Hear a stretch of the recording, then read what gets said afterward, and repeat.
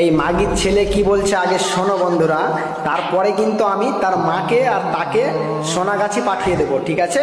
ভিডিওটা লাস্ট অব্দি দেখে যাবে।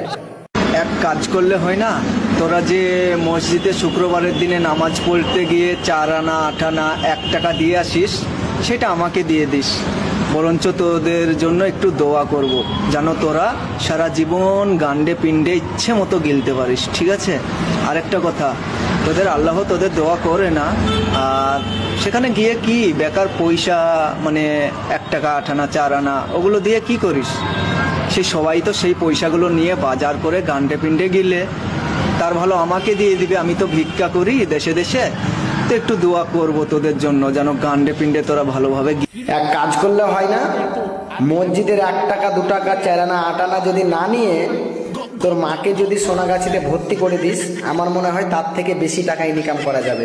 কারণ মসজিদের 1 টাকা 2 টাকাতে তোর মায়ের চারটি কিনাও হবে না, ঠিক আছে? তাই আমি বলছি সোনাগাছিতে তোর মাকে নিয়ে যে ভর্তি করিয়ে দে, ওখানে হাজার হাজার টাকা ইনকাম করা যাবে, ঠিক আছে? অন্তত আমি এটা হেল্প করে দেব, সারা ভারতবর্ষে মাইকিং করে বলে দেবো আমি যে তোর মা ওখানে সোনাগাছিতে ভর্তি হয়েছে, নতুন মাল তোর মায়ের কাছে প্রত্যেকেই পৌঁছে যাবে, ঠিক আছে? আর তোর মাকে হাজার হাজার টাকা সবাই দেবে আর তোর মায়ের কাছে যাবে, ঠিক আছে? তো বন্ধুরা, এই মাগির ছেলে কিন্তু গেটের মুখে দাঁড়িয়ে থাকবে, আর এই মাগির ছেলেকে প্রত্যেকে কিন্তু 300 থেকে 400 টাকা কি 500 টাকা হাতে দেবে, তারপরে কিন্তু তার মায়ের কাছে প্রবেশ করবে, ঠিক আছে? এটা ভুল করবে না বন্ধুরা, ঠিক আছে?